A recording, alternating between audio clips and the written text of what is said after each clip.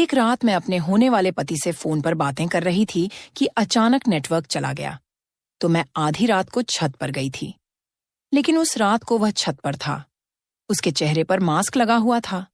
उसने मुझे दबोच लिया और मेरे मुंह में कपड़ा डाल दिया और मेरे साथ जबरदस्ती की और मेरी जिंदगी बर्बाद कर दी। लेकिन शादी वाले दिन पता चला कि मैं गर्भवती हूं। तो लड़के वालों ने शादी तोड़ दी। माँ उनके पैरों में गिर गई। तो दूल्हे का बाप बोला, इसकी शादी मुझसे कर दो। माँ मान गई और मेरे ससुर से मेरी शादी हो गई। वह सुहागरात के लिए कमरे में आया। जैसे ही उसने अपने कपड़े उतारे, मेरे होश उड़ गए, क्योंकि आज मेरी शादी हुई थी और मेरी सुहागरात थी। मैं अपने कमरे में बैठी थी, पर मेरी आंखों में आंसू थे और मेरी हालत बहुत बुरी थी। मेरी आंखों पर लगाया गया काजल फैल चुका था और मेरी लिपस्टिक भी अपनी जगह पर नहीं थी। मेरा पति अभी तक कमरे में नहीं आया था। मेरी हालत बहुत अजीब सी थी, क्योंकि मैं बुरी तरह से रो रही थी। मेरी शादी बड़े ही अजीबोगरीब हालात में हुई थी। फिर भी मैं दिल को तसल्ली देने लगी कि अब शादी तो हो गई है, जिंदगी तो गुजारनी है, मरना तो नहीं है। जिंदगी जैसी भी हो, इंसान को जीने का शौक रहता ही है, चाहे वह इस दुनिया का सबसे बदकिस्मत इंसान क्यों ना हो। लेकिन फिर भी कोई मरना नहीं चाहता। मैं भी मरना नहीं चाहती थी। थोड़ी देर बाद मेरा दूल्हा कमरे में दाखिल हुआ। जब मैंने उसे देखा तो मेरी आंखों से आंसू निकलने लगे, क्योंकि मुझे पता था कि मेरी जिंदगी बहुत बुरी होने वाली है। पर जैसे ही उसने मेरी तरफ देखा और अपनी आस्तीन ऊपर की, तो मेरे मुंह से चीख निकल गई, क्योंकि उसके हाथ में मैं सपनों, ख्यालों और उमंगों से भरी हुई एक जवान लड़की थी। मेरा नाम रिया है। मेरी उम्र 22 साल थी। कुछ ही दिन में मेरी शादी होने वाली थी। मेरे सारे घरवाले मुझे किसी राजकुमारी की तरह ट्रीट कर रहे थे। मैं बहुत ज्यादा खुश थी। मेरी शादी मेरी पसंद से नहीं हो रही थी, लेकिन मुझे लड़का पसंद आ गया था। कहा जाता है कि अगर पसंद की शादी नहीं हो तो इसमें यही होता है कि आपको लड़के की तस्वीर दिखा दी जाती है या फिर उससे मिलवा दिया जाता है। अगर आपको लड़का पसंद आ जाए तो आप उससे शादी कर लें। तो इसी को अरेंज मैरिज कहते हैं। मेरी तो घर वालों की पसंद की शादी हो रही थी, मोहब्बत की शादी नहीं। मोहब्बत की शादी वह होती है जिसमें दो लोग एक दूसरे से मोहब्बत करते हैं और उसके बाद शादी करने का इरादा करते हैं। लेकिन मैं अपने घर वालों की पसंद की शादी पर भी खुश थी, क्योंकि लड़का मुझे पसंद था। आजकल घर में बहुत रौनक लगी हुई थी। मेरे पिताजी तो जिंदा नहीं थे, लेकिन मेरी काफी सारी कजिन्स थीं। मेरी माँ ने ही मेरे लिए सब कुछ किया था। 2 महीने पहले ही मेरी कजिन्स ढोलक लेकर बैठ गई थीं और रोज ही घर में कोई न कोई हंगामा होता था। रौनक लगी हुई थी। जब लड़की की शादी होती है तो उसे इस बात की खुशी होती है कि मुझे नए नए कपड़े मिलेंगे। मेरी सारी सहेलियां मुझे किसी शहजादी की तरह प्यार करेंगी। मुझे उठकर कोई पानी भी नहीं पीने देगा। लेकिन यह नहीं पता होता कि आगे क्या होने वाला है, पूरी जिंदगी में उसके साथ क्या होना है। और यकीन मानिए, किसी के साथ भी ऐसा नहीं होता। किसी भी लड़की को कोई खबर नहीं होती कि उसकी शादी के बाद उसके साथ क्या होगा। लेकिन इसका मतलब यह नहीं कि आप इन दिनों को एंजॉय नहीं करें। 2-4 महीने, 7 महीने, अगर किसी की किस्मत अच्छी हो तो 1 साल। लेकिन मैं कहती हूं कि इस वक्त को एंजॉय करना चाहिए। पर न जाने आज मुझे मेरे पिताजी की याद आ गई। मेरी शादी में अब सिर्फ 1 महीना ही रह गया था। अगर वह यहाँ होते तो बहुत खुश होते। उनकी दुआओं की मुझे सख्त जरूरत थी। मैं अपने पिताजी से बहुत करीब थी। उन्हें इस दुनिया से गए 5 साल ही हुए थे। उनके साथ मेरी बहुत ही खूबसूरत और अच्छी यादें थीं। शादी की तैयारियां शुरू हो गई थीं और लाइट्स वगैरह भी लगने लगी थीं। मेरी माँ सब कुछ कर रही थीं। उन्होंने कहा कि वह मेरी बहुत अच्छे से शादी करवाएंगी ताकि मुझे हमेशा याद रहे। वैसे देखा जाए तो इन सारी सजावट का लड़की की जिंदगी पर कोई असर तो नहीं पड़ता। लेकिन फिर भी इंसान 2 पल की खुशी मना लेता है, क्योंकि खुशियां कोई आपको प्लेट में सजा कर नहीं देता। खुशियां तो चुरानी पड़ती हैं, वक्त से, जमाने से। इसलिए शायद रस्मो रिवाज बनाए गए हैं। मैं छत पर खड़ी थी। छत पर बहुत खामोशी थी। सर्दियों का मौसम आने वाला था। ठंडी ठंडी हवा चल रही थी। मैं सोचने लगी कि मेरी शादी सर्दियों में हो रही है। यह बहुत अच्छी बात है। मुझे भारी कपड़े पहनने में आसानी होगी और शायद मैं अपने पति के साथ हनीमून पर भी जाऊं। ठंडे इलाके में अपने पति के साथ जाना और समय बिताना हर लड़की का सपना होता है। मेरे लिए भी यह मेरा सपना था। खैर, मैंने अपने आप को संभाला और आंखें बंद कर लीं जब अचानक से किसी ने मेरे मुंह पर हाथ रखकर मुझे खींच लिया। उसकी जकड़ बहुत मजबूत थी। वह मेरा कोई अपना नहीं था। उसने मेरे साथ बहुत बड़ा जुल्म कर दिया, मेरे साथ ज्यादती कर दी।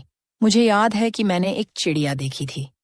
मुझे एक चिड़िया नजर आई थी, लेकिन रात के वक्त चिड़ियाओं कैसे? बस मेरी आंखों के सामने कोई चिड़िया थी, काले रंग की, या शायद वह उस चिड़िया का निशान था। मुझे और कुछ भी याद नहीं था, क्योंकि जब मुझे नीचे उतारा गया मैं बेहोश हो चुकी थी। शायद सब लोग मुझे ढूंढते रहे, तलाश करते रहे, और 2-4 घंटे बाद मैं उनको मिली। छत पर बहुत अंधेरा था। घर को रोशनी से सजा दिया गया था। छत के ऊपर कोई लाइट नहीं लगाई गई थी। छत के ऊपर लाइट का कोई काम ही नहीं था। छत के ऊपर दीवारें भी थीं। दीवारें इतनी ऊंची थीं कि अगर कोई बैठा भी हो तो नजर नहीं आता। इसलिए घर वालों को मेरी तलाश करने में बहुत परेशानी हो रही थी, क्योंकि उस आदमी ने मेरे साथ जबरदस्ती करके मुझे कोने में एक लाश की तरह रख दिया था। कुछ लोग मुझे ढूंढते हुए छत पर भी आए थे, लेकिन मैं उनको नजर नहीं आई। जब सुबह की रोशनी फैलने लगी तो मैं उनको नजर आई और मुझे अस्पताल ले जाया गया। मेरी हालत बहुत बुरी थी। यह बात सिर्फ मेरी माँ और करीबी रिश्तेदारों को ही पता थी। उनको यह नहीं पता था कि मेरे साथ क्या हुआ। मैंने बताया भी नहीं। मैं डर गई थी। मैंने कहा कि मुझे चक्कर आ गया था और मैं बेहोश हो गई थी। मेरी माँ ने कहा, हाँ, जब सारी सारी रात बैठकर तुम लोग गाने गाओगे, मेहंदी लगाओगे, आराम नहीं करोगे, तो फिर यही सब कुछ होगा ना। पूरा दिन, पूरी रात इंसान जागेगा तो ऐसा ही होगा। आज से ऐसा कुछ नहीं होगा। मेरी तो जान ही निकल गई थी। तुम्हें पता है, मैंने तुम्हें कहाँ कहाँ नहीं ढूंढा। मेरी तो पूरी दुनिया ही अंधेरी हो गई थी। मुझे लगा पता नहीं तुम कहाँ चली गई, कहीं तुम्हें कुछ हो तो नहीं गया। मैंने कहा, माँ, आपको परेशान होने की जरूरत नहीं है, अब मैं बिल्कुल ठीक हूँ। तभी माँ कहने लगी, चलो, जो हुआ सो हुआ। आज के बाद तुम अपने आप पर थोड़ा ध्यान दो। शादी के अब ज्यादा दिन नहीं बचे हैं। इतना जागोगी तो चेहरे से रौनक खत्म हो जाएगी। दुल्हन के चेहरे पर रौनक नहीं होगी तो प्यारी कैसे लगोगी? मेरी माँ ने कहा कि अब तुम्हें सिर्फ आराम करना है। मैंने हाँ में सिर हिलाया। हम लोग अस्पताल से घर आ गए। धीरे धीरे वक्त गुजरता गया। मुझ पर जो बीता था वह मैंने किसी को नहीं बताया। मैं अपने होठों को खामोश कर चुकी थी। मैंने उस दर्द को अपने सीने में दबा लिया था और किसी को भी कुछ नहीं बताया। और शादी का दिन भी करीब आ गया। अब शादी के बस 3 दिन ही बचे थे। इन 3 दिनों तक मेरा बहुत ख्याल रखा गया। मेरी उदासी को यही सोचा गया कि शायद मैं अपने पिताजी को याद कर रही हूँ। इस घर से और सबसे दूर जाने वाली हूँ, इसलिए मैं परेशान हूँ।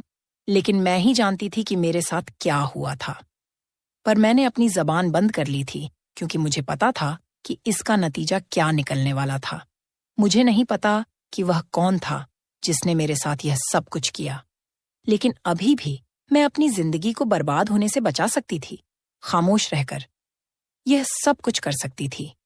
मुझ पर क्या गुजर रही थी सिर्फ मैं ही जानती थी, लेकिन किसी को कुछ बता नहीं सकती थी।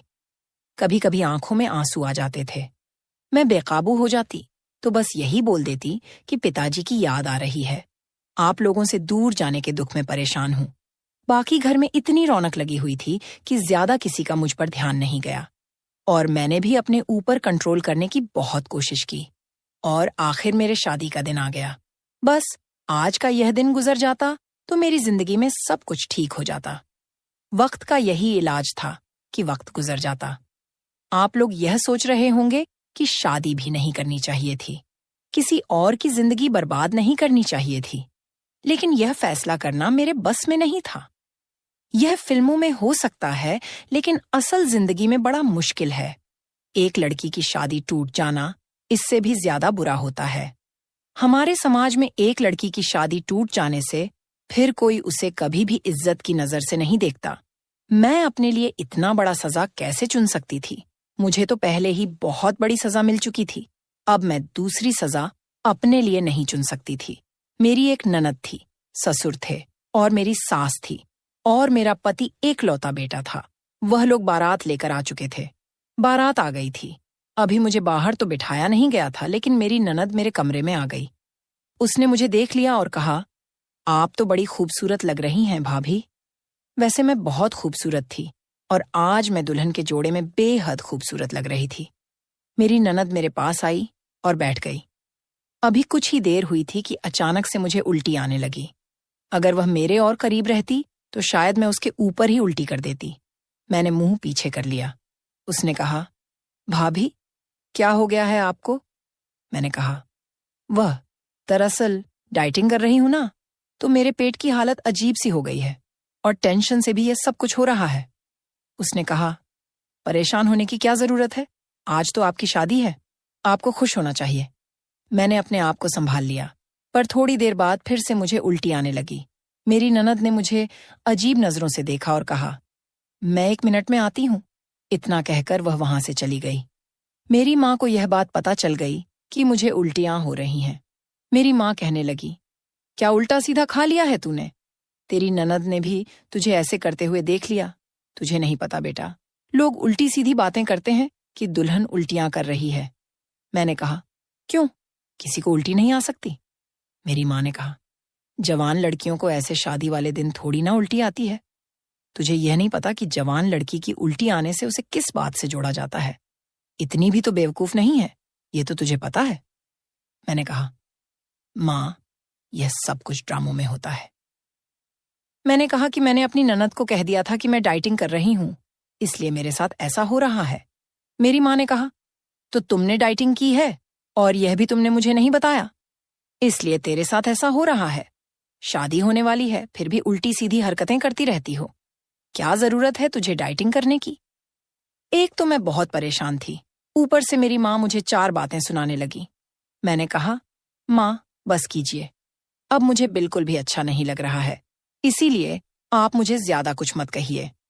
मैंने माँ से ज्यादा बहस करना नहीं चाहा, क्योंकि मैं भी इंसान हूं, मेरी जुबान भी फिसल सकती थी। मैंने बड़ी मुश्किल से सब कुछ छुपा लिया और मुझे स्टेज पर बिठा दिया गया।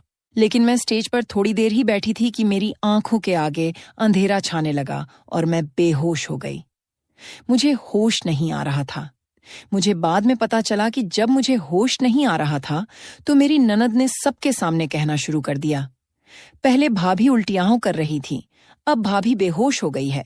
आखिर ये मामला क्या है? ससुराल वाले तो ऐसे ही होते हैं, वो आपके लिए कभी अच्छे नहीं होते।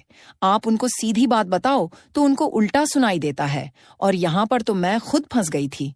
पहले मुझे उल्टियां आ रही थी, उसके बाद मुझे चक्कर आ गए। तो उन्हें शक तो होना ही था कि लगता है बात कुछ और है। आखिर कब तक मैं इस बात को छुपा सकती थी? मैं तो बड़ी परेशान हो गई, लेकिन मरती क्या ना करती। अभी तो मुझे सबकी नजरों का सामना करना था, सबके सवालों के जवाब देने थे। पता नहीं वे मेरे बारे में क्या समझेंगे। सब कहने लगे, अरे कोई डॉक्टर को बुलाओ, आखिर दुल्हन को क्या हो गया है। शादी में ही एक शख्स आया हुआ था जो डॉक्टर था। उसने मेरा चेकअप किया तो वह हैरान रह गया। तब तक मुझे होश आ चुका था। जब उसने यह खबर सुनाई, उसने कहा कि मैं मां बनने वाली हूं। यह बात सबके लिए ही बहुत अजीब थी। मेरी मां ने कहा, मैं तेरा मुंह नोच लूंगी, तूने ये बात भी कैसे कर दी? मेरी बेटी की शादी है और तू इसके बारे में कैसी बातें कर रहा है? ऐसा कुछ नहीं है, मेरी बेटी का किसी के साथ कोई ताल्लुक नहीं है। मेरी सास ने सबके सामने कहना शुरू कर दिया, ताल्लुक नहीं है तो फिर यह गर्भवती कैसे हो गई? डॉक्टर ने खुद कहा है। मेरी माँ कहने लगी, देखिए ऐसा मत कहिए, मेरी बेटी कभी कोई गलत काम नहीं कर सकती, वह तो आज तक किसी लड़के से बात तक नहीं की है। मेरी माँ डॉक्टर से कहने लगी, ऐसा तुम क्यों कह रहे हो? कह दो ये झूठ है, बहुत बड़ा तमाशा बनेगा। डॉक्टर ने कहा, कोई बात नहीं, हो सकता है मैं गलत भी हूं, अभी टेस्ट करवा लेते हैं। यहां पर एक लेबोरेटरी वाले को मैं जानता हूं, वह आधे घंटे में टेस्ट की रिपोर्ट भी दे देगा। मैंने कहा, मैं बिल्कुल टेस्ट नहीं करवाऊंगी। मेरी माँ ने कहा, तू क्यों टेस्ट नहीं करवाना चाहती है? सबके सामने मेरी इज्जत की नीलामी मत कर, चुपचाप जो कहते हैं वह कर ले। मुझे पता था कि मैं ही मुश्किल में थी। उन्होंने मुझसे टेस्ट करवा लिया। आधे घंटे में उसने व्हाट्सएप पर वही रिपोर्ट अपने फोन पर ऑन करके सबके सामने दिखा दी। उसने कहा, यह लड़की माँ बनने वाली है, इसमें कोई झूठ नहीं है। अब तो रिपोर्ट भी सामने आ गई है। मेरी माँ ने मेरी तरफ ऐसे देखा जैसे वह मुझे जानती ही नहीं और जैसे मैं उनकी बेटी ही नहीं हूं। सारे लोग बातें बनाने लगे। मेरी ननद भी उल्टी सीधी बातें करने लगी। मेरी सास तो कहने लगी, भगवान का शुक्र है इस लड़की से मेरे बेटे की शादी नहीं हुई। मैं अपने सिर झुकाए सबकी बातें सुन रही थी। मेरे पास कोई जवाब नहीं था। मेरी सास ने मेरी माँ को बहुत बातें सुनाई। आप तो बड़ा कह रही थीं कि मेरी बेटी बहुत शरीफ है, शराफत के दम भर रही थीं। देखिए आपकी बेटी ने क्या किया। यह तो हमारी किस्मत है कि हमें सही वक्त पर पता चल गया, नहीं तो हमारे बेटे की तो जिंदगी बर्बाद हो जाती। हमारे बेटे ने कोई पाप नहीं किया है कि उसकी शादी ऐसी लड़की से होती। मेरा होने वाला पति भी मुझे अजीब नजरों से देख रहा था। उसकी आंखों में मेरे लिए नफरत थी। मेरी सास ने कह दिया, मैं तो अपने बेटे की शादी इस लड़की से कभी नहीं करवाऊंगी। मेरी माँ उनके कदमों में बैठ गईं और रोने लगीं। उनके सामने हाथ जोड़ने लगीं। मैंने अपनी माँ को ऐसे करते हुए देखा तो मेरा दिल फटकर रह गया। लेकिन मैं क्या कर सकती थी? क्या यह मेरी गलती थी कि मेरे साथ यह सब कुछ हुआ था? लेकिन यहां पर ऐसा ही होता है। अगर एक लड़की के हालात सबके सामने इस तरह आए तो लोग लड़की को ही गलत ठहराते हैं। उसे ही बदचलन कहा जाता है। यही तो करती है दुनिया एक औरत के साथ। मैं भी अपने आप को यही कह रही थी कि मेरी कोई गलती नहीं है। इसमें मेरी क्या गलती है? मेरे साथ तो एक हादसा हुआ था, लेकिन मैं किसी भी तरह कुछ भी साबित नहीं कर सकती थी। मैं बुरी तरह से रो रही थी। मेरी माँ उनके कदमों में बैठी थी। मेरी माँ ने उन लोगों से कहा, ऐसा मत कीजिए, आप यहां से चले गए तो मेरी बेटी से कोई शादी नहीं करेगा। उन्होंने कहा, आपकी बेटी मेरे बेटे से क्या किसी भी लड़के से शादी करने के लायक नहीं है? आप यह चाहते हैं कि हम इस बदनामी की टोकरी को अपने साथ ले जाएं ताकि हम भी जलील होते फिरें? आजकल तो लड़कियों का पैर बड़ी जल्दी फिसल जाता है, लेकिन हमें नहीं पता था कि आपकी बेटी भी ऐसी होगी। क्या क्या नहीं हो रहा है आजकल, पर इसका मतलब यह नहीं कि आंखों देखकर मक्खी निगल ली जाए। वह लोग जाने लगे तो मेरी माँ ने उनके पैरों को पकड़ लिया। मेरी सास कहने लगी, हम यहां पर शादी नहीं करने वाले, बस बात खत्म। लेकिन आगे मेरे ससुर ने जो बात कही उसे सुनकर वहां पर जितने भी लोग थे वह सब के सब हैरान हो गए। मेरे भी कदमों तले से जमीन खिसक गई। मेरे ससुर, जिनका नाम अशोक था और उम्र 45 साल थी, ने कहा, मैं इस लड़की से शादी करूंगा। मैं इससे शादी करने के लिए तैयार हूं। यह सुनकर तो मेरी सास के भी होश उड़ चुके थे। वह कहने लगी, यह तुम क्या कह रहे हो? तुम इससे शादी करोगे? मेरे ससुर ने कहा, मैं इस लड़की की जिंदगी बचाने के लिए इससे शादी करूंगा, वरना इसकी जिंदगी तो बर्बाद हो जाएगी। मेरी सास ने कहा, मेरे होते हुए इसके साथ शादी कैसे करोगे? तो मेरे ससुर कहने लगे, वह सब मुझे तुम्हें समझाने की जरूरत नहीं है। मैं चाहूं तो शादी कर सकता हूं। तभी मेरी सास कहने लगी, ऐसे कैसे कर लोगे शादी? तुम अगर तुमने शादी के लिए एक कदम भी आगे बढ़ाया तो मुझसे बुरा कोई नहीं होगा। मैं तुम पर केस कर दूंगी। तभी मेरे ससुर कहने लगे, तुम्हें जो करना है कर दो। केस करना चाहती हो कर दो। कोर्ट में मुझे लेकर जाना चाहती हो लेकर चली जाओ, लेकिन इतना जान लेना, तुमने अगर मुझ पर केस किया तो मैं तुम्हें छोड़ दूंगा, तुम्हें अपने घर से निकाल दूंगा, तुम घर से बेघर हो जाओगी। मेरे ससुर की ऐसी बातें सुनकर मेरी सास खामोश हो गई। मेरा जो होने वाला पति था वह अपने बाप पर चिल्लाने लगा। तभी मेरा ससुर कहने लगा, खामोश हो जाओ, तुम एक लफ्ज भी नहीं बोलोगे। अगर तुम में हिम्मत है तो फिर कर लो इस लड़की से शादी। वह अपनी नजरें झुकाकर माँ के पीछे हो गया। तभी मेरे ससुर ने कहा, अगर मुझसे किसी ने भी इस बारे में अब बात करने की कोशिश की तो मुझसे बुरा कोई नहीं होगा। मेरे ससुर की उम्र मुझसे कहीं ज्यादा थी, लेकिन वह कोई खराब आदमी नहीं थे। उनकी उम्र लगभग 45 साल थी। दिखने में हट्टे कट्टे थे। उन्हें देखकर कोई नहीं कह सकता था कि उनके 2 जवान बेटा बेटी भी हैं। मेरी सास भी ज्यादा उम्र की नहीं थी। खैर, मेरे ससुर से शादी करने के लिए तैयार हो गए। मेरा हाथ थामने के लिए तैयार हो गए। मेरी माँ ने उन्हें ऐसे देखा जैसे वह मेरी माँ के लिए मसीहा हों। मेरी सास की हालत अजीब सी हो गई। उन्होंने कहा, तुम उस लड़की से शादी नहीं करोगे। तो उन्होंने कहा, मैं मर्द हूं, मैं जिससे चाहूं शादी कर सकता हूं। तुम मुझे रोकने वाली होती कौन हो? मैं इस लड़की की इज्जत और जिंदगी बचाने के लिए इससे शादी जरूर करूंगा। मेरी माँ ने फौरन हाँ कह दिया। उन्होंने कहा, अभी इसी वक्त शादी होगी।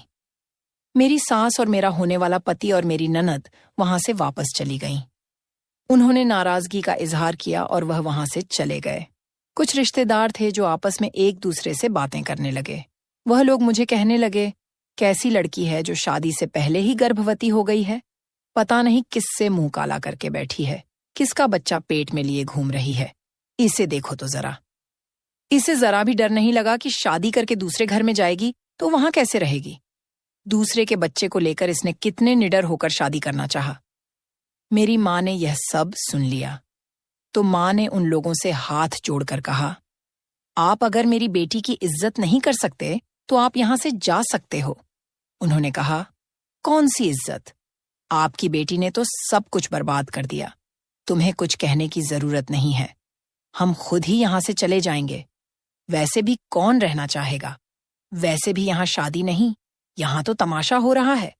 लो भाई, आया था कोई लड़का शादी करने के लिए, अब इससे एक अधेड़ उम्र का आदमी शादी करने के लिए तैयार है।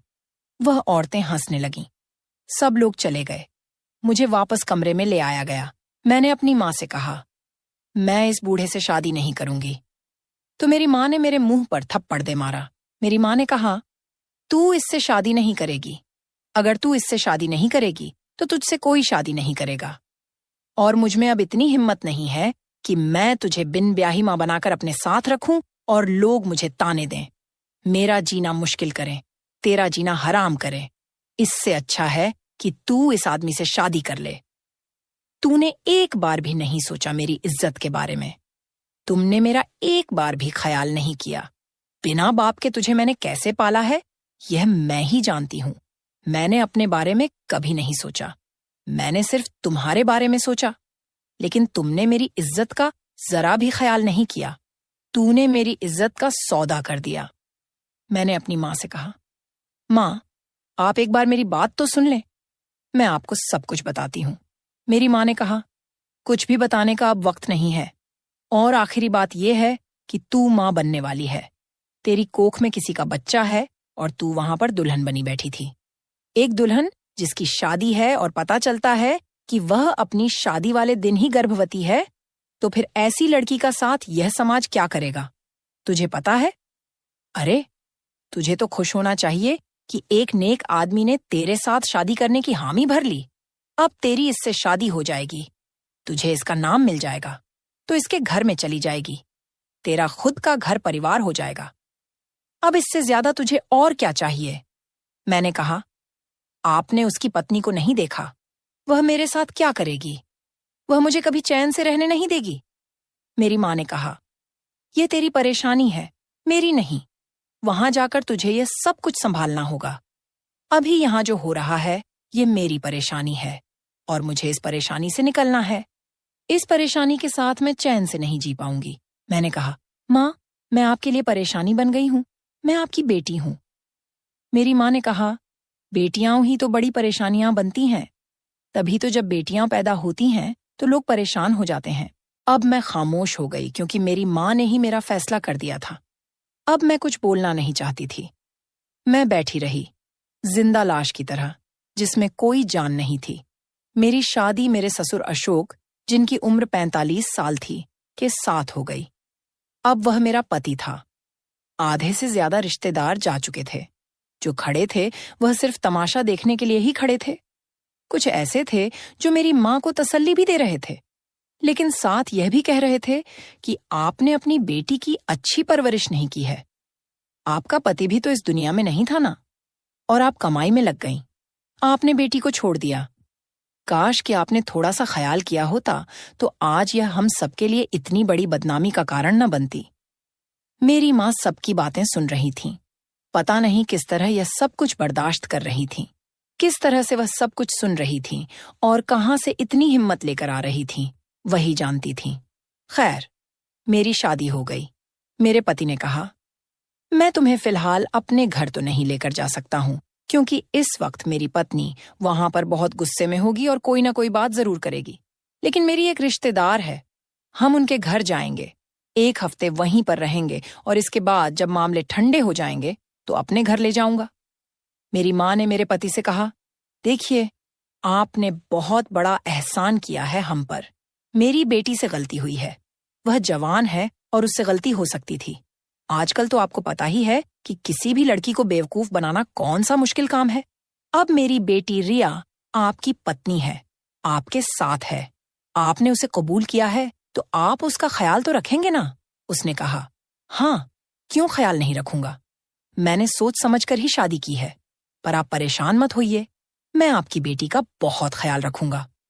मैं ये सोचकर हैरान थी कि इस आदमी ने कैसे मुझसे शादी कर ली, कैसे उसने यह सब कुछ कबूल कर लिया। आखिर मैं उन सब की नजर में एक बदचलन लड़की थी और मेरे पेट में किसी और का बच्चा भी था। पता नहीं इस आदमी के अंदर शायद बहुत रहमदिल था। एक वह आदमी था जिसने मेरे साथ यह जुल्म किया और एक यह आदमी है जो मेरी मदद कर रहा था। मेरे दिल में उसके लिए मोहब्बत तो नहीं जागी थी, लेकिन इज्जत जरूर पैदा हो गई थी। उसने मुझे इस दर्द से बचा लिया। मेरी माँ ठीक कह रही थी, क्योंकि जो भी हो, यह सच था कि मैं माँ बनने वाली थी और मेरे पेट में किसी का बच्चा था। उसने मेरे साथ शादी कर ली। खैर, 2-4 घंटे में अपनी माँ के घर ही बैठी थी, लेकिन न मेरी माँ मुझसे कोई बात कर रही थी और न ही कोई और। मैंने अपनी माँ से कहा, अगर मेरी परवाह नहीं है आपको, तो फिर यह क्यों कह रही थी कि मेरी बेटी का ख्याल रखना? मेरी माँ ने कहा, चाहे कुछ भी हो, रहेगी तो तू मेरी बेटी ही। लेकिन जो तुमने किया है, उसके लिए मैं तो तुझे कभी माफ नहीं करूंगी। अपने घर चली जा और वापस मेरे घर आने की कोई जरूरत नहीं है। बार बार चक्कर लगाने की कोई जरूरत नहीं है। मैंने कहा, माँ, मैं आपको सब कुछ बताना चाहती हूँ। मेरी माँ ने कहा, क्यों, मुझे किस्सा सुनाकर मेरा दिल जलाना चाहती हो? क्या बताओगी मुझे कि कैसे उस लड़के से मिली थी? तुम लोग छिप छिप कर एक दूसरे से मिलते थे। अगर तुम किसी और लड़के को पसंद करती थी, तो फिर तुमने शादी के लिए हाँ क्यों की? तुमने पहले मुझे क्यों नहीं बताया कि तुम किसी और लड़के को पसंद करती हो? मैं तुम्हारी शादी उसी से हंसी खुशी करवा देती। तुम्हें इतना तमाशा करने की क्या जरूरत थी? तुमने खुद का तमाशा तो बनाया ही, मेरी परवरिश का भी तमाशा बना दिया। तुम्हारा बाप भी इस दुनिया में नहीं है। वह भी अगर जिंदा होता तो तुम्हारी पसंद को जरूर समझता। तुमने यह कैसे समझ लिया कि तुम्हारी माँ नहीं समझेगी? तुम्हें मुझे बता देना चाहिए था, कम से कम मुझे बता देना चाहिए था। मैंने कहा, माँ, आप मेरी बात नहीं सुन रही हैं। आप मेरी बात सुनेंगी? आपको लगता है मैं ऐसा कर सकती हूँ? मैं आपकी बेटी हूँ, आपने मेरी परवरिश की है। क्या आपको अपनी परवरिश पर भरोसा नहीं है? आपको मुझ पर यकीन नहीं है? मैं मानती हूँ, लेकिन कम से कम आप अपनी परवरिश पर तो यकीन करें। तभी माँ कहने लगी, मैं अपनी परवरिश पर कैसे यकीन करूं? आजकल तो बच्चे माँ बाप के हाथों से निकल गए हैं। और हाँ, मुझे तुम पर बड़ा मान था, लेकिन तुमने मेरा मान खराब कर दिया। मुझे अब उस बारे में कोई बात नहीं करनी। मैं माँ के पैरों में बैठ गई और उनको बताना चाहती थी कि मेरे साथ क्या हुआ है। मैं अपनी माँ को अपने बारे में बताने ही वाली थी कि मेरे पति मुझे लेने के लिए आ गया और मेरी माँ ने मुझे उसके साथ विदा कर दिया। हम विदा होकर अपने पति के दोस्त के घर आ गए। मैं एक जगह बैठ गई। इस घर में कोई भी नहीं था, बस मेरा पति था। मैं इधर उधर देख रही थी तो मेरा पति एक कमरे में गया। मैंने उसे झांक कर देखा तो वह बेड बना रहा था, कमरे को सेट कर रहा था। मैं देखकर वापस अपनी जगह पर बैठ गई। थोड़ी देर बाद मेरा पति मेरे पास आया। उन्होंने कहा, जाओ कमरे में, थोड़ी देर में आता हूं। मैं जाकर बिस्तर पर बैठ गई। लगभग 10 मिनट बाद मेरा पति मेरे कमरे में आया। उसने मेरा घूंघट उठाया। मेरी मुंह दिखाई में उसने 15,000 रुपये मेरे हाथों में रख दिए। मैं उन रुपयों को अपने हाथों में रखकर चुपचाप खामोशी के साथ बैठी थी। मैं बहुत ज्यादा परेशान हो रही थी। मेरे चेहरे का सारा मेकअप बिखर चुका था। मेरी आंखों पर काजल बिखरा हुआ था और रोने की वजह से मेरा सारा मेकअप खराब हो चुका था। मेरे बाल भी खराब हो गए। मैं उजड़ी हुई दुल्हन लग रही थी, और शायद मैं यही तो थी, एक उजड़ी हुई दुल्हन। वह आदमी मेरे करीब आया। उसने कहा, मुझे मेरे फैसले पर पछताने मत देना। अच्छी पत्नी बनकर रहना। जो कोई भी तुम्हें नुकसान पहुंचाने के लिए हाथ आगे करेगा, मैं उस हाथ को तोड़ दूंगा। लेकिन तुम भी बदले में मेरी हर बात मानना। मैंने कहा, आपने यह फैसला क्यों किया? उसने कहा, मैं तुम्हारी जिंदगी बर्बाद होते नहीं देख सकता था। मैंने कहा, लेकिन मैं तो आपके बेटे की होने वाली पत्नी थी। फिर आपने मुझे अपनी पत्नी बनाने के बारे में कैसे सोचा? उसने कहा, अब तुम ऐसी बातें मत करो, भूल जाओ। अच्छा हुआ कि तुम मेरे बेटे की बीवी नहीं बनी। वह बहुत अश्लील आदमी है, बहुत बदतमीज है। उसकी परवरिश उसकी माँ ने की है। वह तो मुझे भी इज्जत नहीं देता। कहता है कि मुश्किल वक्त में बाप ने हमारा साथ नहीं दिया, इसलिए उसके बारे में मेरे सामने कोई बात भी मत करना, और मैं कोशिश करूंगा कि तुम्हें अलग घर में ही रखूं। कहीं यह न हो कि वह आते जाते तुम पर नजर रखे। मैं खामोश हो गई। इतना कहकर मेरे पति बेड से उठ गए और उन्होंने अपने जिस्म से शर्ट को उतारना शुरू किया। जैसे ही उन्होंने अपनी शर्ट उतारी, मेरे कदमों तले से जमीन खिसक गई, क्योंकि वह रात जब मेरे साथ जबरदस्ती हुई थी तो मैंने एक चिड़िया देखी थी। मेरी आंखों के सामने एक चिड़िया आई थी। चिड़िया का परछाई था, मुझे वही चिड़िया नजर आई और मैं सब कुछ समझ गई, क्योंकि मेरे साथ जुल्म करने वाला और कोई नहीं बल्कि मेरा होने वाला ससुर था, और उसके हाथों पर चिड़िया का टैटू बना हुआ था। मैं उनसे दूर दूर हटने लगी। उन्होंने कहा, क्या हो गया, कहाँ जा रहे हो? मैंने कहा, वह तुम थे। उसने कहा, क्या मतलब? मैंने कहा, वह तुम ही थे। उसने कहा, कैसी अजीब बातें कर रही हो, पागल तो नहीं हो गई? मैंने कहा, हाँ तुम ही थे। मेरी नजर उस चिड़िया के निशान पर थी और मेरे दिमाग में सब कुछ साफ हो गया था। मैंने कहा, उस रात छत पर जो भी मेरे साथ हुआ, वह करने वाला तुम ही हो। मैं वहां से जाने लगी कि तभी उसने मेरा हाथ पकड़ लिया। उसने कहा, अब इस बात से कोई फर्क नहीं पड़ता। तेरे पेट में मेरा बच्चा है और मैं ही तेरा पति हूं। अब अपनी माँ की और अपनी इज्जत बचाओ और चुपचाप अपनी जिंदगी मेरे साथ गुजार दो। बस, अब मुझे पता था कि मुझे क्या करना है। मैंने एक गुलदस्ता उठाया और उस शख्स के सिर पर दे मारा, और मैं वहां से भाग गई। सीधे अपनी माँ के पास आई और उसे सब कुछ बता दिया। मेरी माँ हैरान रह गई। मैंने कहा, माँ, मैं झूठ नहीं बोल रही, मुझे आपकी कसम। आपने मुझे बात करने का मौका ही नहीं दिया, और मैं भी सोच रही थी कि न जाने कौन था जिसने मेरे साथ ये सब कुछ किया। लेकिन मुझे मेरा मुजरिम मिल गया है। वह आदमी अशोक है। उसने ही मेरे साथ ये सब कुछ किया। उसने मुझ पर गंदी नजर रखी थी। उसने जब से मुझे देखा, उसकी नीयत खराब हो गई। उसने मेरे साथ यह सब इसलिए किया क्योंकि वह चाहता था कि मैं उसके बेटे से शादी न करूं, बल्कि उससे शादी करूं। अगर वह यह सब न करता तो मेरी शादी उसके बेटे के साथ होती। इसलिए उसने मेरे साथ यह सब किया ताकि मेरा तमाशा बन जाए और वह सबके सामने मेरा हाथ थामकर महान बन जाए। मेरी माँ ने मुझे गले से लगा लिया और कहा, मुझे माफ कर दे मेरी बच्ची। मैंने जल्दी जल्दी में तेरे साथ क्या कर दिया, तेरी जिंदगी बर्बाद कर दी। हम कल ही पुलिस स्टेशन जाएंगे और इस आदमी पर केस करेंगे। यह सब कुछ बहुत मुश्किल होगा, लेकिन मैं तुझे उस आदमी के हाथों नहीं पड़ने दूंगी। हमने उस आदमी पर केस कर दिया। ये सब कुछ बहुत मुश्किल था। शायद मुझे बहुत सारे सवालों के जवाब देने पड़ते, पर अभी केस चल रहा है। इस सब में मेरे बच्चे का कोई कसूर नहीं। मैं बच्चे को पैदा करूंगी, इस दुनिया में लाऊंगी, अच्छा इंसान बनाऊंगी। पता नहीं मेरे साथ इतना सब कुछ क्यों हुआ, लेकिन बस तसल्ली है तो इस बात की कि मेरी माँ मेरे साथ खड़ी है। लोगों को पता है कि बुरा मेरे साथ हुआ है। लोग फिर भी बातें करते हैं, लेकिन अब मुझे किसी की परवाह नहीं।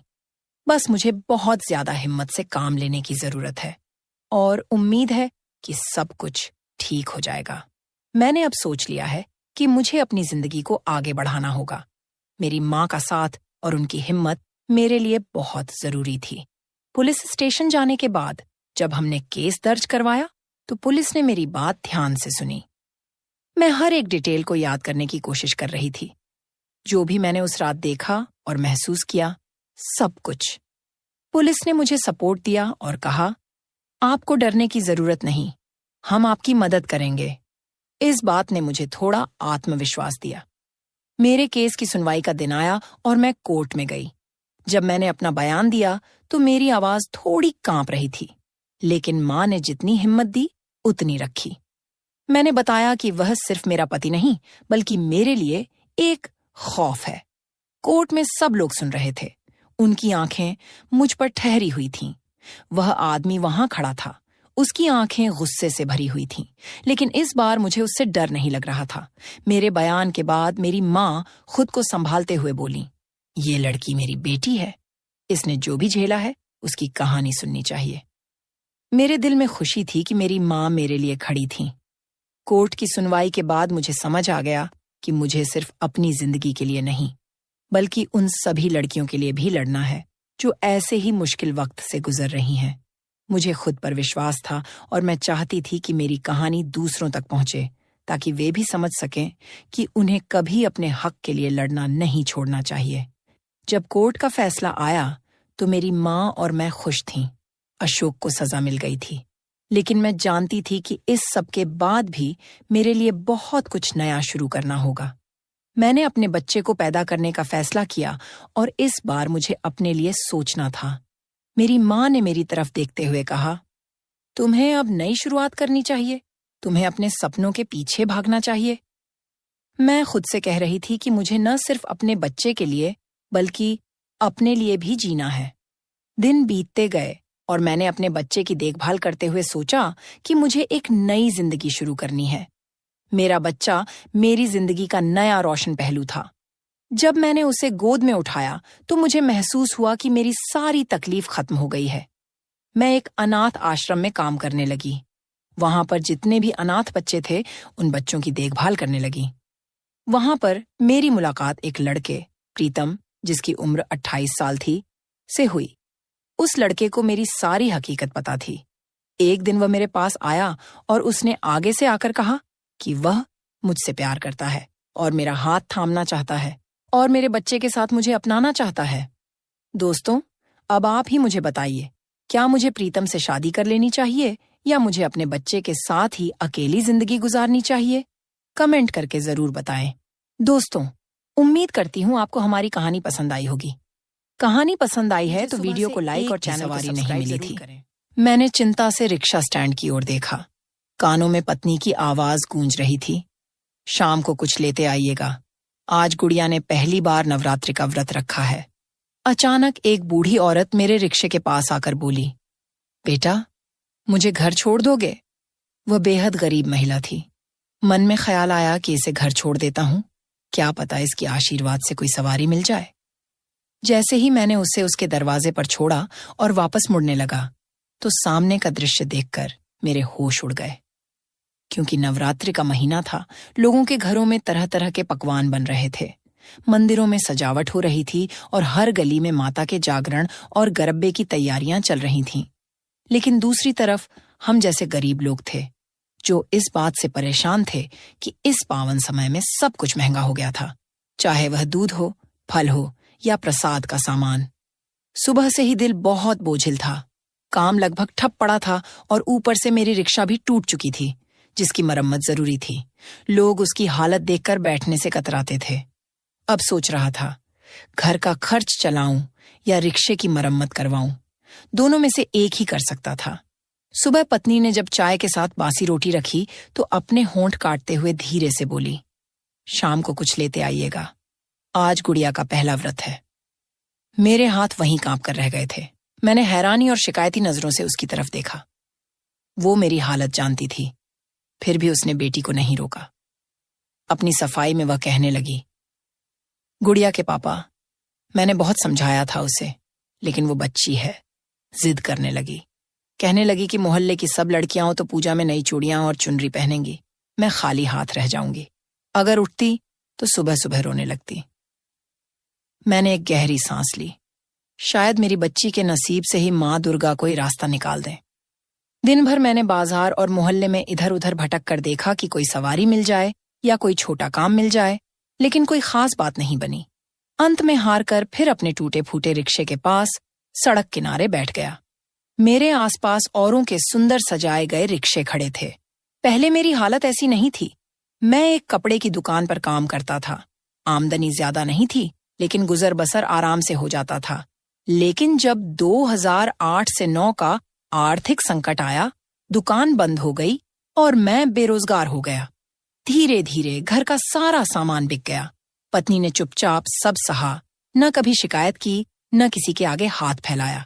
ऊपर वाले ने हमें एक ही संतान दी थी, मेरी गुड़िया, जो अब 8 साल की हो चुकी थी। जब हालात नहीं सुधरे, आर्थिक संकट खत्म हुआ, तो पत्नी ने अपनी शादी का गहना मेरे हाथ में रख दिया और कहा, रमेश, इसे बेचकर एक रिक्शा ले लो, कम से कम घर की रोटी दाल तो चलेगी। मैंने आभार भरी नजरों से पत्नी की ओर देखा और गहने लेकर बाजार चला गया। जितनी रकम मिली उससे नया रिक्शा तो नहीं, लेकिन एक काम चलाऊ पुराना रिक्शा जरूर ले पाया। पिछले 1.5 साल से लगातार रिक्शा चला रहा हूं, लेकिन खर्च पूरे नहीं हो पाते। बेटी को प्राइवेट स्कूल से निकालकर सरकारी स्कूल में दाखिल करवा दिया है। आज मौसम भी काफी गर्म था। मैं सिर पकड़कर अपनी सीट पर बैठा ही था कि बगल वाले रिक्शा ड्राइवर की तीखी आवाज सुनाई दी, जा मई, वक्त खराब मत कर, धंधे का टाइम है। जब पैसे नहीं होते तो रिक्शा वालों से पूछने की क्या जरूरत है, पैदल क्यों नहीं चली जाती। उसने और भी कुछ कड़वी बातें कहीं, लेकिन मेरा दिल उदास हो गया। हालांकि राजू को तो सुबह से ही 12 सवारियां मिल चुकी थीं।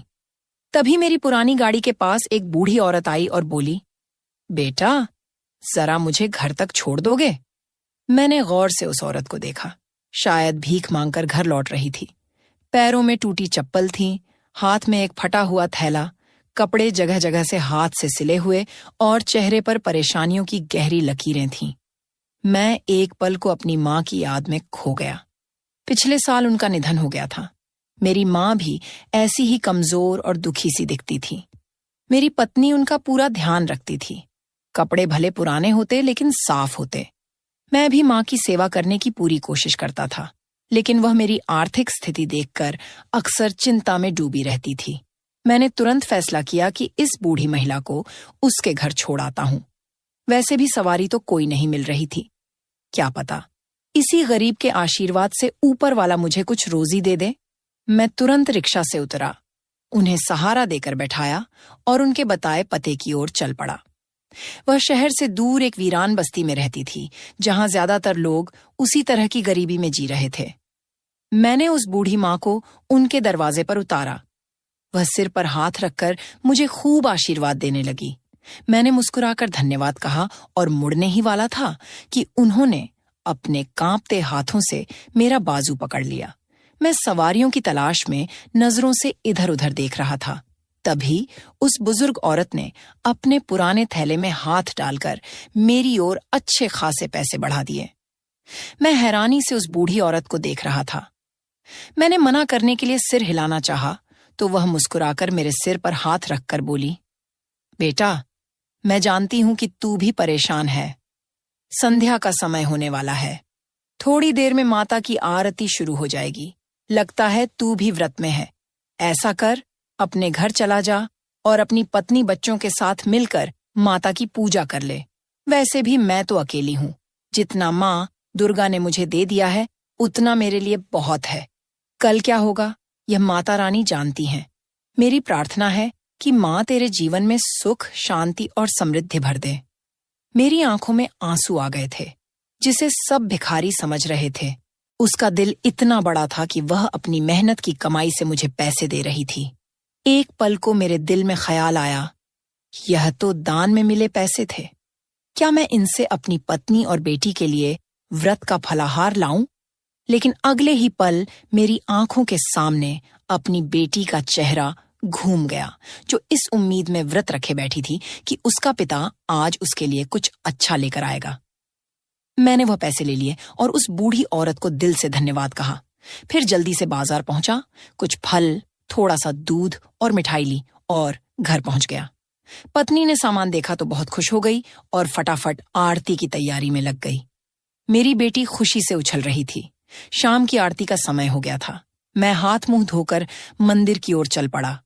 मंदिर में पूजा करके कुछ देर एक खंभे से टिक कर बैठ गया। तभी मोहल्ले के शर्मा जी कुछ लोगों के साथ बातें करते दिखे। वो बड़े गर्व से बता रहे थे कि नवरात्रि में उन्होंने वैष्णो देवी में भंडारा करवाया है और आज मोहल्ले के मंदिर में भी उनके खर्च से प्रसाद वितरण हो रहा है। मैंने दुख और अफसोस के साथ उनकी ओर देखा और सोचा, काश शर्मा जी को इस बात का एहसास होता कि इसी मोहल्ले में कई ऐसे गरीब और जरूरतमंद लोग रहते हैं जो असल में इस भंडारे के हकदार हैं। काश वो दिखावे की जगह ऐसे घरों में चुपचाप राशन पहुंचवा देते तो ज्यादा पुण्य मिलता। मैं चुपचाप वहां से उठकर घर लौट आया। आरती की घंटियां बजने लगीं और हम तीनों ने मिलकर पूजा की।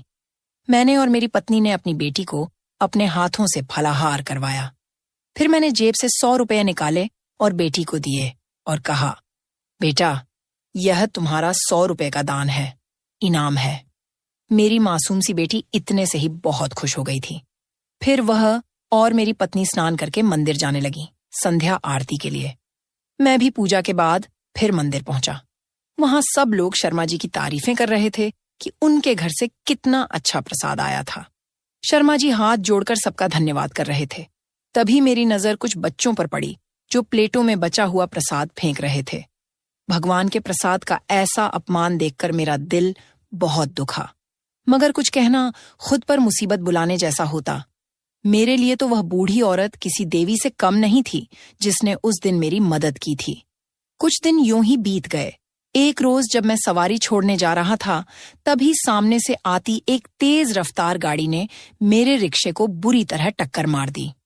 सवारी को तो मामूली चोटें आईं, लेकिन मेरी दोनों टांगें बुरी तरह कुचल गई थीं। लोगों ने मुझे अस्पताल पहुंचाया। कुछ लोगों ने वहीं मेरी मदद भी की। मुझे अपने से ज्यादा अपने पुराने रिक्शे की फिक्र हो रही थी जो मेरे घर का सहारा था। किसी ने मेरी पत्नी को भी सूचना दे दी। वह रोती बिलखती अस्पताल पहुंची। मेरी हालत देख वह टूट गई थी। ऑपरेशन होना था, लेकिन हमारे पास कुछ भी नहीं था। पत्नी ने रिश्तेदारों से मदद मांगनी शुरू की, लेकिन नवरात्रि और दिवाली का बहाना देकर सभी ने मना कर दिया। अस्पताल वालों ने किसी दानी भक्त की मदद से मेरा ऑपरेशन तो करवा दिया, लेकिन सही देखभाल और पोषण की कमी से मेरी टांगों में संक्रमण फैल गया। दवाइयां इतनी महंगी थीं कि हम उन्हें खरीद ही नहीं सकते थे। कुछ दिन बाद अस्पताल ने हमें यह कहकर छुट्टी दे दी कि अब घर पर ही देखभाल करनी होगी। अब मैं बिस्तर पर पड़ा हुआ था। मेरी बेटी गुड़िया यह सब देखकर डर सी गई थी। मेरी पत्नी सीता मोहल्ले की औरतों से मदद मांगती, राशन की सरकारी कतारों में लगती, लेकिन कहीं से कोई मदद नहीं मिलती। वह सीधी सादी औरत थी, दुनिया की चालाकियां नहीं जानती थी। कई बार लोग बहाने से मदद के नाम पर उसका मजाक बना देते या अपमानित कर देते और वह रोती हुई लौट आती। मैं दिन रात भगवान से प्रार्थना करता रहता कि इस दुखद परीक्षा से मुक्ति मिले। मोहल्ले के मंदिर के पुजारी जी को हमारे हालात का पता था।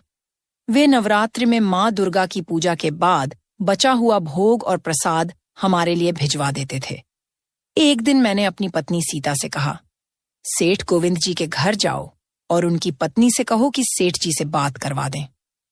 यह सुनकर सीता उदास हो गई, क्योंकि वह पहले ही कई घरों से खाली हाथ लौट चुकी थी। लेकिन मैंने जिद करके उसे भेजा, क्योंकि सुना था कि सेठ गोविंद जी इस बार नवरात्रि में मंदिर में बहुत बड़ा भंडारा कराने वाले हैं। मुझे उम्मीद थी कि अगर वह सिर्फ कुछ हजार का राशन या मेरी दवाइयों की मदद ही कर दें तो शायद मैं ठीक हो जाऊं। सीता को गए काफी देर हो चुकी थी। गुड़िया मेरे पास ही खेल रही थी। अचानक दरवाजा खुला और सीता जिस हालत में घर में दाखिल हुई, उसे देखकर मेरा कलेजा कांप उठा। उसकी चाल में साफ लड़खड़ाहट थी। उसके बिखरे बाल और कुचला हुआ लिबास उसकी चादर के भीतर से साफ नजर आ रहा था। वह कांपती हुई मेरे पास आकर खड़ी हो गई और फिर अपनी मुट्ठी खोलकर उसमें दबे हुए 1000 रुपये मेरे सामने फेंकती हुई रोती हुई जाकर कमरे में बंद हो गई। मैं गुड़िया के सामने उससे कुछ भी नहीं पूछ सकता था। मेरा दिल पूरी तरह से कांप रहा था। मुझे अनहोनी का डर सताने लगा था। मैंने तुरंत गुड़िया से कहा, बेटा, तुम थोड़ी देर बगल वाली आंटी के घर चली जाओ, उनकी पोती के साथ खेल लेना। वह भी कई दिनों से घर में बंद होकर बोर हो चुकी थी, इसलिए अनुमति मिलते ही वह शकुंतला चाची के घर चली गई।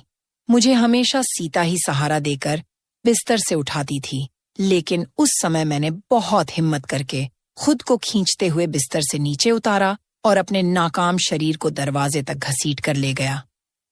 मैं दरवाजे को जोर जोर से पीटते हुए सीता को पुकारने लगा, लेकिन अंदर से सिर्फ उसकी सिसकियों की आवाज आ रही थी।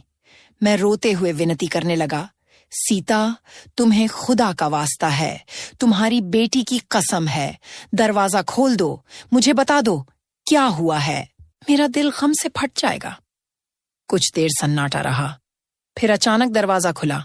जैसे ही मैं कमरे में दाखिल हुआ, उसकी फटी हुई कमीज का दामन, गर्दन पर निशान और जख्मी कलाई मेरे सामने थी। वो नवरात्र के दिनों उन दरिंदों के घर गई थी। अब मुझे कुछ बताने की जरूरत नहीं थी, मैं सब कुछ समझ चुका था। वो जमीन पर गिरकर बुरी तरह रोने लगी। मैंने उसे गले से लगाया तो वो हिचकियां लेते हुए बताने लगी, सेठ जी के घर की औरतें कहीं बाहर गई हुई थीं। नौकर ने मुझे यह नहीं बताया। जब मैंने जाकर सेठ जी से मिलने की इच्छा जताई तो उन्होंने मुझे ड्राइंग रूम में बैठा दिया और खुद चुपचाप चले गए। थोड़ी देर बाद सेठ जी आए। जब मैंने उनसे मदद की गुहार की तो उन्होंने नौकर से कहा, दरवाजा बाहर से बंद कर दो, और मुझसे कहने लगे कि वह मेरी मदद करेंगे जितनी मैं चाहूं। इतना कहकर सीता फूट फूट कर रोने लगी। मुझे लग रहा था जैसे मेरे शरीर से प्राण निकल चुके हों। वह कहती रही, मैंने भागने की बहुत कोशिश की, लेकिन दरवाजा बंद था। खुदा की कसम, इसमें मेरी कोई रजामंदी नहीं थी। अगर जरा भी अंदाजा होता तो मैं दरवाजे से ही लौट जाती।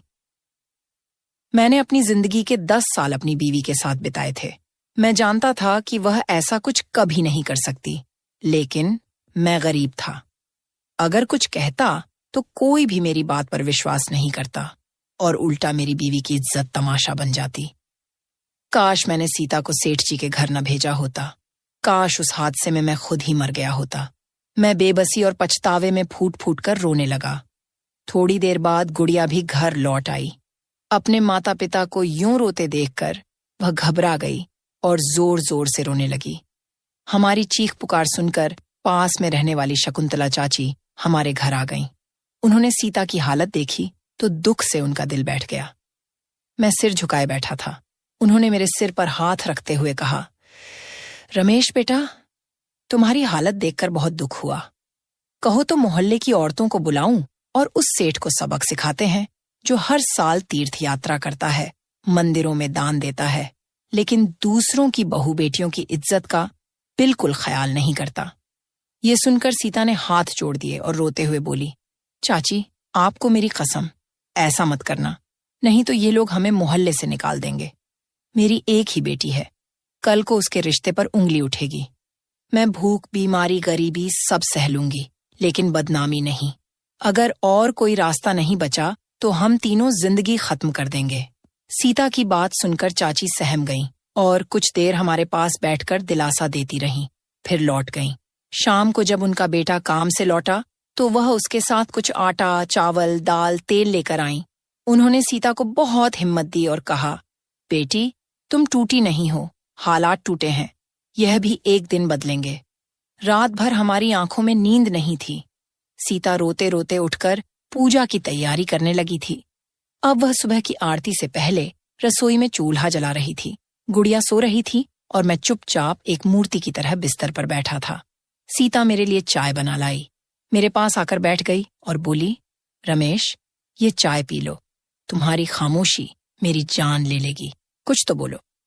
मैंने उदासी से अपनी पत्नी की तरफ देखा, जिसने मेरी वजह से अपनी इज्जत गंवा दी थी। मैं कैसा बेबस इंसान था, जिसके होते हुए भी वो महफूज नहीं थी। मैंने उसके हाथ पर हाथ रखकर उसे तसल्ली दी, सीता, मैं तुम्हारे लिए कुछ भी गलत नहीं सोच रहा। मैं अपनी हालत पर शर्मिंदा हूं और काश कि मैं तुम्हें उनके घर न भेजता। हम दोनों कुछ देर तक चुपचाप बैठे रहे। थोड़ी ही देर में मंदिर से घंटियों की आवाज गूंजी और आरती शुरू हो गई। मैंने मन ही मन एक फैसला कर लिया था कि अब मुझे क्या करना है। अगली सुबह मैंने अपनी बेटी गुड़िया को शकुंतला चाची के पास छोड़ दिया और उनसे कहा, मैं इलाज के लिए अस्पताल जा रहा हूं, वहां लंबी लाइन लगती है, शायद देर रात तक लौटूं। उन्होंने खुशी खुशी मेरी बेटी को रख लिया। सीता बिल्कुल चुप थी। मैं घर से निकला और सीता की मदद से रिक्शे में बैठ गया। हमारी मंजिल थी उस इलाके का एक बड़ा चौराहा, जहां कई लोग सड़क किनारे बैठकर भीख मांगते हैं। जब हम वहां पहुंचे और उतरे तो सीता मुझे हैरानी से देखने लगी और फिर एकदम चुप हो गई। मेरी हालत सबके सामने साफ थी। बिगड़ती तबीयत, जख्म और पुरानी पट्टी से रिश्ता खून। हम दोनों पति पत्नी सिर झुकाए कुछ देर वहीं बैठे रहे। राहगीरों ने हमारे सामने बिछे रूमाल पर पैसे डालना शुरू कर दिया। सीता शर्मिंदगी से मानो जमीन में गड़ जाना चाहती थी। मैंने खुद अपने हाथ फैला दिए थे। हम दोनों की जुबान अब भी खामोश थी। यूं ही बैठे बैठे शाम हो गई थी। हमें उम्मीद से ज्यादा भीख मिल गई थी।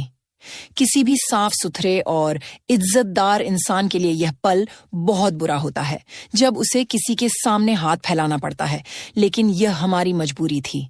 कल तक सूखी रोटी खाने वाले आज हादसे के बाद भिखारी बन गए थे, पर यह कम से कम किसी दरिंदे के हाथों अपनी इज्जत खोने से लाख गुना बेहतर था। हम लोग चुपचाप अपने मोहल्ले लौट आए। शकुंतला चाची हमारे इंतजार में ही थी। सीता गुड़िया को अपने साथ ले आई थी। काफी समय बाद हमारे पास इतने पैसे थे कि हम पेट भर खाना खा सके और थोड़ा बहुत बच भी गया। यही सिलसिला पूरे नवरात्रि चलता रहा। कभी हम गुड़िया को शकुंतला चाची के पास छोड़ते और कभी उसे साथ ले जाते। मैं जानता था कि इससे मेरी बेटी के मन पर बुरा असर पड़ेगा, लेकिन सीता ने उसे समझा दिया था कि वह इस बारे में किसी से कुछ न कहे। एक दिन हम तीनों, मैं, सीता और गुड़िया, फुटपाथ पर बैठे थे। तभी हमारे सामने एक कार आकर रुकी। उसमें से जो शख्स उतरा उसे देखकर मेरी पेशानी पर बल पड़ गए, क्योंकि वह सेठ गोविंद का बड़ा बेटा था। वह शायद वहां किसी काम से आया था। उतरते ही उसने अपने मोबाइल से मेरी और सीता की तस्वीरें लेना शुरू कर दी। वहां मौजूद लोगों ने उसे रोकने की कोशिश की तो वह बहस करने लगा और बोला, यह आदमी हमारे मोहल्ले का है। मोहल्ले के लोग इसकी बहुत मदद करते हैं। मेरे पिताजी ने खुद इसकी बीवी के इलाज के लिए पैसे दिए थे, लेकिन यह आदमी जानबूझकर यहाँ बैठकर भीख मांगता है ताकि भीख को धंधा बना सके। उसकी बातें सुनकर कुछ लोग हमें बुरा भला कहने लगे और कुछ उसे रोकने की कोशिश करने लगे। लोगों ने समझा बुझाकर उसे वहां से हटा दिया। अब लोग हमें संदेह की नजरों से देखने लगे। मेरे पास मेरी सारी मेडिकल रिपोर्ट्स थीं। मैंने वहां खड़े लोगों से कह दिया, मैं शौक से भीख नहीं मांग रहा हूं। मोहल्ले वालों ने अगर कभी हमारी मदद की भी होती तो बदले में मेरी पत्नी और बेटी के साथ उनका व्यवहार बेहद खराब होता। अगर मैंने अपने ऑपरेशन के लिए पैसे जमा नहीं किए तो मेरी दोनों टांगें काटे जाने का खतरा है। मैं चाहकर भी वहां मौजूद लोगों को यह नहीं बता सका कि जो व्यक्ति हमारी बेइज्जती करके चला गया है, उसके पिता ने मेरी पत्नी के साथ क्या क्या बुरा व्यवहार किया था। इसी बीच वहां एक गाड़ी आकर रुकी। उसमें से एक नौजवान महिला उतरी। वह वहां जमा लोगों से कहने लगी, क्या तमाशा बना रखा है आपने एक गरीब की मजबूरी का? हटिए यहां से। उस महिला की बात सुनकर वहां से सभी लोग चले गए। वह महिला सीता से कहने लगी, मुझे यहां आपकी मदद करने के लिए किसी ने भेजा है। आइए, मेरे साथ चलिए। उसकी यह बात सुनकर मैं और मेरी पत्नी एक दूसरे की ओर हैरानी से देखने लगे और फिर हम उसके साथ चल पड़े। उसकी गाड़ी एक बहुत बड़े बंगले के सामने जाकर रुकी। हम तीनों हैरान परेशान उस आलीशान बंगले को देख रहे थे। जब हम भीतर पहुंचे तो वहां एक बूढ़ी औरत बैठी हुई थी, जिसे देखकर मैं जैसे स्तब्ध रह गया। यह तो वही बेहद गरीब महिला थी जो उस रोज भीख मांगने के बाद मेरे रिक्शे में बैठकर अपने घर गई थी और जिसने मुझे काफी पैसे भी दिए थे और कहा था कि कुछ ही दिन में तुम्हारी जिंदगी बदल जाएगी। वह बूढ़ी औरत मेरी ओर मुस्कुराते हुए उठकर आई और मेरे सिर पर हाथ रखकर उस महिला से बोली, नेहा बेटी, यही है वह नौजवान जिसने उस दिन मुझे घर पहुंचाया था। उस महिला, जिसका नाम नेहा था, ने हमारा तहे दिल से धन्यवाद किया और जो बात हमें बताई उसे सुनकर तो मेरे पैरों तले जमीन ही खिसक गई। असल में वह बूढ़ी औरत कोई भिखारिन नहीं थी, बल्कि उसके सौतेले बेटे ने उसके पति की मृत्यु के बाद उसे हर चीज से बेदखल कर घर से निकाल दिया था। इसी कारण वह किसी चौराहे पर भीख मांगने लगी थी और फिर अपने पुराने मकान में जाकर रहती थी। नेहा उस वृद्धा की सगी बेटी थी जो शादी के बाद अपने पति के साथ अमेरिका चली गई थी। जिस दिन मैंने उस बूढ़ी माँ को उनके घर छोड़ा था, ठीक अगले ही दिन नेहा अपनी माँ को खोजते खोजते उनके पुराने मकान तक पहुंची और उन्हें अपने साथ अपने बड़े से बंगले में ले गई। उस वृद्धा ने नेहा को बताया कि एक दिन उसकी तबीयत बहुत बिगड़ गई थी और वह घर लौटने के लिए ऑन्टो या कोई साधन ढूंढ रही थी, लेकिन कोई भी उसे ले जाने को तैयार नहीं था। तभी मैंने उसे अपने रिक्शे में बैठाकर उसके घर छोड़ा था। उसका इरादा था कि वह अगले दिन मुझे ढूंढकर अपने जीवन भर की जमा पूंजी में से कुछ धन दे दे, लेकिन वह 2 दिन तक बिस्तर से उठ ही नहीं सकी। जब वह तीसरे दिन मंदिर के पास वाले चौराहे पर पहुंची तो वहां उसे पता चला कि रमेश का बुरी तरह एक्सीडेंट हो गया है और अब वह अपाहिज होकर अपने घर पर बिस्तर पकड़ चुका है। यह सुनकर माँ बेटी दोनों मुझे ढूंढने लगीं, लेकिन तब तक मेरी हालत इतनी खराब हो चुकी थी कि मुझे मजबूरी में मंदिर के बाहर भीख मांगनी पड़ी। वहीं स्थानीय सेठ गोविंद के बेटे ने मेरी और मेरी पत्नी की तस्वीरें सोशल मीडिया पर डाल दी थीं और यह भी लिखा था कि यह आदमी जानबूझकर अपना भेष बदलकर लोगों की भावनाओं का फायदा उठाकर भीख मांग रहा है। ऐसे ठगों से सावधान रहें और इन जैसे फर्जी लोगों की मदद करके असली जरूरतमंदों का हक न छीनें। यह खबर देखते ही देखते पूरे सोशल मीडिया पर फैल गई थी। जब नेहा ने मेरी तस्वीर अपनी माँ को दिखाई तो वह बूढ़ी औरत तुरंत मुझे पहचान गई और अपनी बेटी से कहा, यही है वह शख्स जिसने उस दिन मेरी मदद की थी। और इसी तरह नेहा हमें ढूंढती हुई उस चौराहे पर आ पहुंची थी। मैंने कभी अपने काम में भी नहीं सोचा था कि एक बूढ़ी औरत की थोड़ी सी मदद करने का इतना बड़ा इनाम हमें मिलेगा। नेहा एक सामाजिक कार्यकर्ता थी और एक बहुत बड़ी संस्था चलाती थी, जिससे वह सैकड़ों जरूरतमंद परिवारों की देखभाल कर रही थी। यह सब वह अपने दिवंगत पिता की सीख को पूरा करने के लिए कर रही थी। नेहा ने मेरा बेहतरीन इलाज करवाया और 2 महीने बाद ही मैं अपने पैरों पर खड़ा हो गया था। मैंने अच्छे दिनों में मैट्रिक तक की पढ़ाई की हुई थी। जैसे ही मेरी तबीयत ठीक हुई, नेहा ने मुझे अपनी संस्था में ही एक सामाजिक कार्यकर्ता के रूप में रख लिया। मेरी पत्नी ने भी नेहा के घर में नौकरी कर ली थी और वह अब उस बुजुर्ग माँ का ख्याल रखती थी, जिनका नाम सरस्वती था। जब भी मैं नेहा के साथ किसी जरूरतमंद व्यक्ति को ढूंढने और उसकी मदद करने जाता हूँ तो मुझे